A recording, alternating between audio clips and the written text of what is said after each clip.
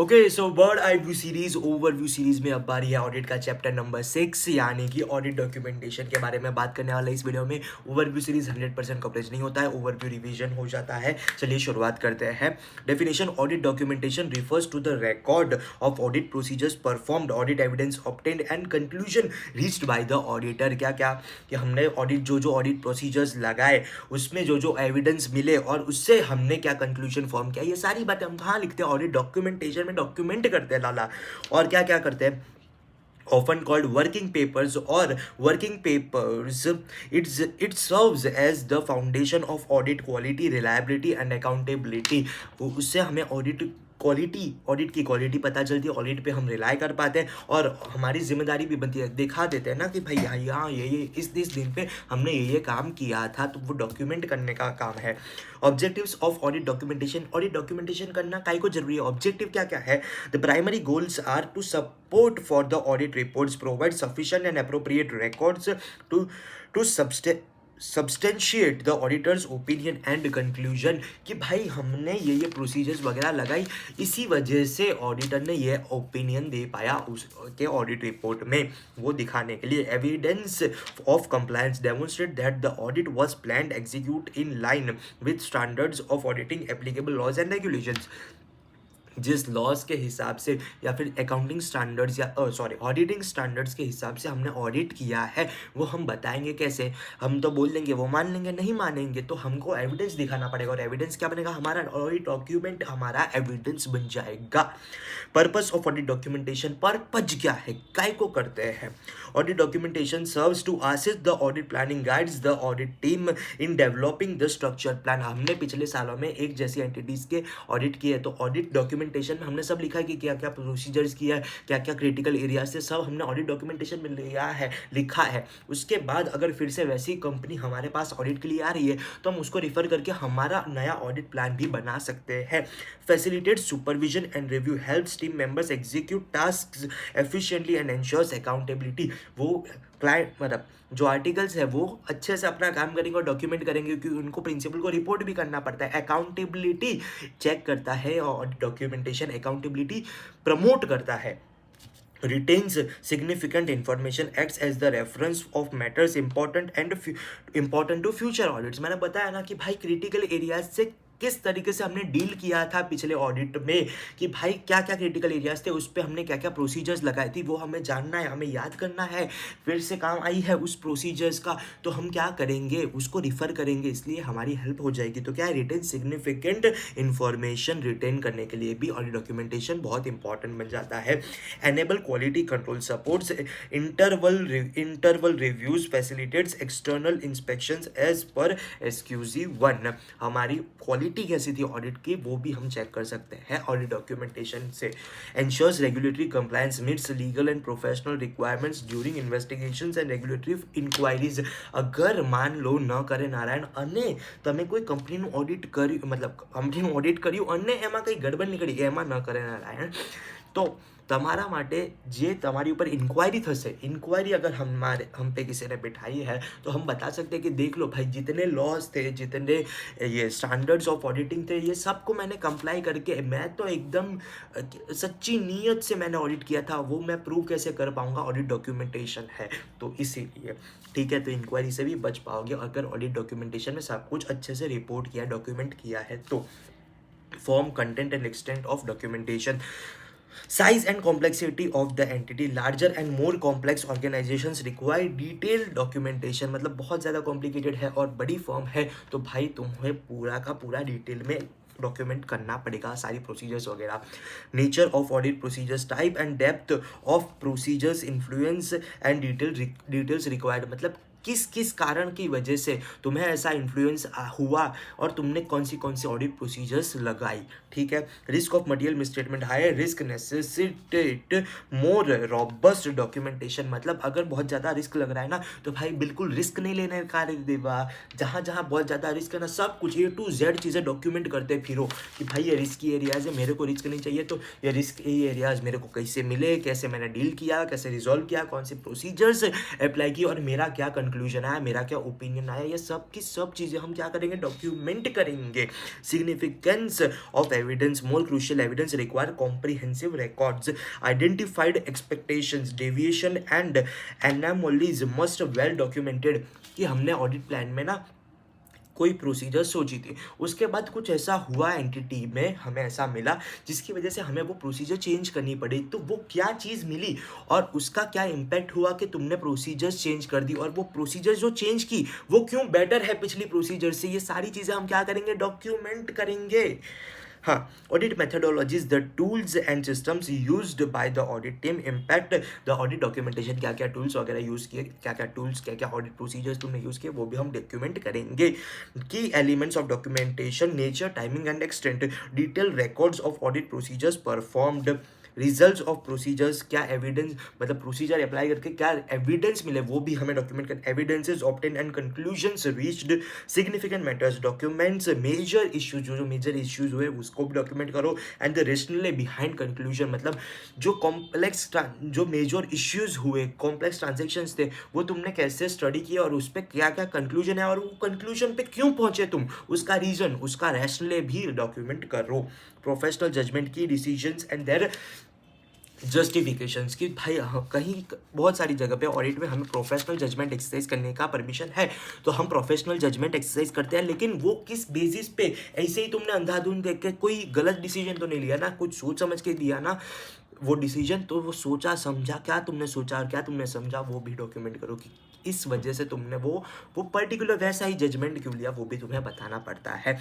और additional requirements, record decisions with manage, record discussions with management including nature of discussions, participants and dates, document resolution and inconsistencies and conflicting evidences, तुमने meeting में क्या क्या बातें करी और क्या क्या प्रेजेंट, कौन कौन लोग प्रेजेंट थे और कौन कौन सी डेट पे, वो भी मेंशन करो, और अगर कोई कॉन्फ्लिक्शन था, कोई कॉन्फ्लिक्टिंग एविडेंस मिला वो भी डॉक्यूमेंट करो, कि भाई यहाँ पे तो हमें सेल्स इतने लाख के दिखा रहे हैं, जबकि इस मेथड से हम देखें, जीएसटी के इनपुट वगैरह से देखें तो हमें तो इतनी सेल्स दिख रही है, और ये डिस्क्रिपेंसीज आई तो वो क्यों आई और कैसे रिजॉल्व हुई वो भी डॉक्यूमेंट करना है। एग्जांपल्स ऑफ ऑडिट डॉक्यूमेंटेशन में include audit programme, step by step plans for audit activities, analysis, breakdown of financial data and specific accounts, issues memoranda, notes on critical issues encountered, summaries of findings, overview of major conclusions,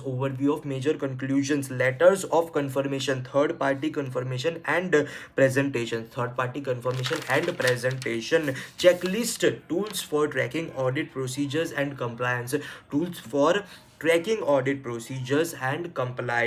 comprehensive correspondence, emails and letters discussing material matters। अगर हमें जो written documentation वो तो हम document करेंगे ही, लेकिन हमने अगर कोई मेल पे बातें की है और कोई मटेरियल चीज़ के रिलेटेड हमने बात की है मेल पे, तो मेल का भी कॉपी हम डॉक्यूमेंट करके रखेंगे हमारे ऑडिट डॉक्यूमेंटेशन फाइल में। What should not be included, क्या क्या इंक्लूड नहीं करेंगे, preliminary drafts, notes reflecting incomplete thoughts, superseded versions of working papers, duplicates of document. ये ज़्यादा इंपॉर्टेंट नहीं है, लेकिन याद रखने के लिए एक बार दो बार पढ़ लेने का, क्या कि जो वर्किंग पेपर्स है ना, मतलब जो ऐसा रफ नोट बोलते हैं ना, वो इंक्लूड नहीं करेंगे। उसके बाद प्रिलिमिनरी जो पहला ड्राफ्ट बनाया, उसके बाद फाइनल ड्राफ्ट में बहुत सारे चेंजेस थे, तो प्रिलिमिनरी ड्राफ्ट की कोई ज़रूरत नहीं है, फाड़ के फेंक दो। जो डुप्लीकेट डॉक्यूमेंट्स है, जेरोक्स वगैरह है, उसको भी ज़रूरत नहीं है, कि मतलब दो बार सेम चीज़ है, तो दो बार सेम चीज़ का ही को रखने की, निकाल दो एक चीज़, ठीक है।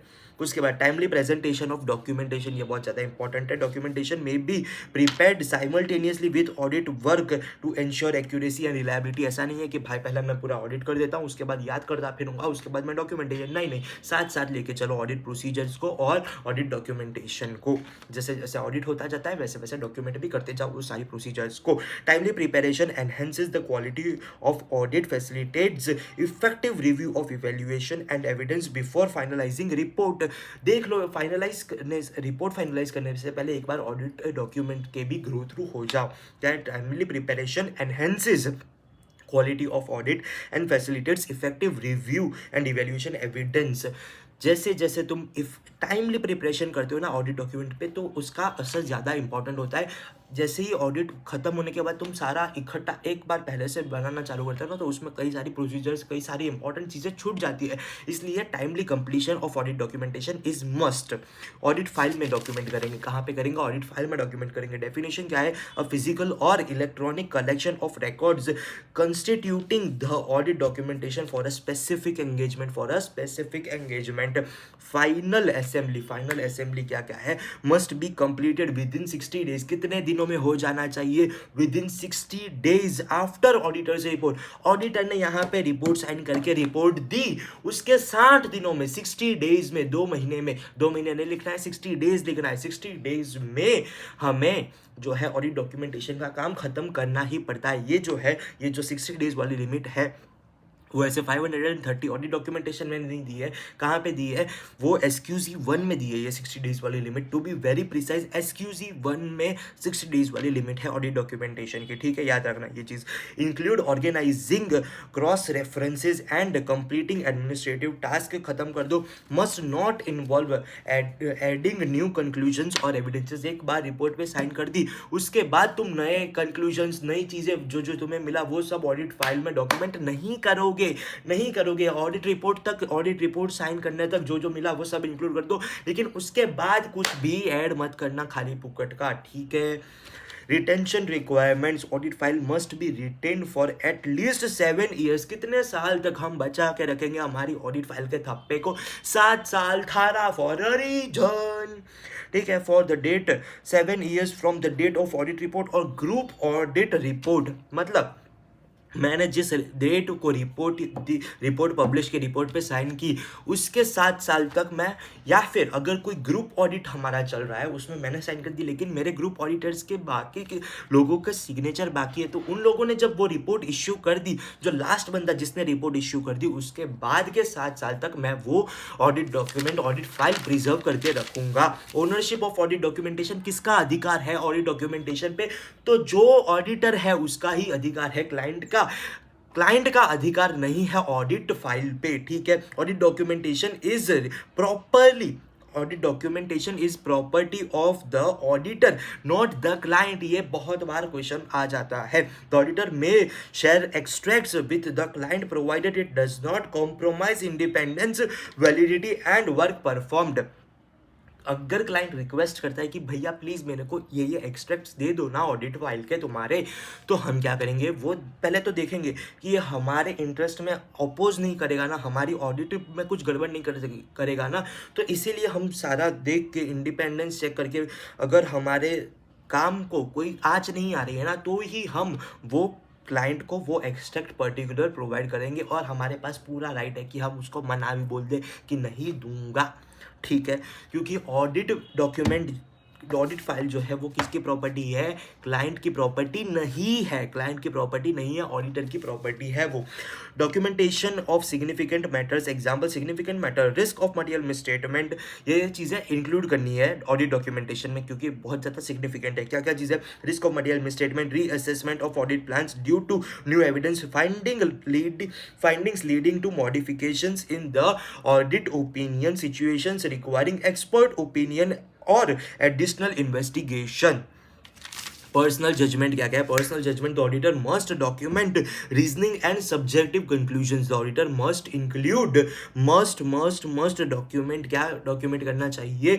रीजनिंग ऑफ सब्जेक्टिव कंक्लूजन्स, वो कंक्लूजन पे क्यों आया उसकी रीजंस भी डॉक्यूमेंट करने होते हैं। और basis of significant decisions such as accounting estimate, क्या क्या उसने जो एस्टिमेशन लिया, क्या क्या वो इसने डिसीजंस लिए, उसको कौन से बेसिस पे किए, वो भी डॉक्यूमेंट करना रहता है। कंप्लीशन मेमोरेंडम और summary of document highlighting major audit matters and resolution. मतलब ये ऑडिट डॉक्यूमेंटेशन इतना लंबा बड़ा फाइल बना, तो उसका क्या करेंगे? उसको हम समरी बना के दे देंगे, उसको क्या बोलते हैं? कंप्लीशन मेमोरेंडम बोलते हैं। समरी ऑफ ऑडिट डॉक्यूमेंट और summary of document highlighting major audit matters and resolutions helps efficient reviews and inspections, especially for large and complex engagements, ठीक है। उसके बाद क्या है? ऐसे 230 emphasis proper documentation as critical for audit quality and regulatory compliances Documentation ensures clarity, accountability, and the ability to support the auditor's conclusions. It serves as the protective shield in case of disputes and inspections. Audit files must be timely assembled, written for at least 7 years, and treated as the auditor's property. यहाँ पे होता है समाप्त। और ऐसे 230 है, sorry 530, मैं आगे के पार्ट में भूल गया हूँ। ऐसे 230 मेरे को याद रखना पड़ेगा, अभी याद रहेगा। ऐसे 230 ऑडिट डॉक्यूमेंटेशन यहाँ पे होता है समाप्त। Thank you so much, bye bye.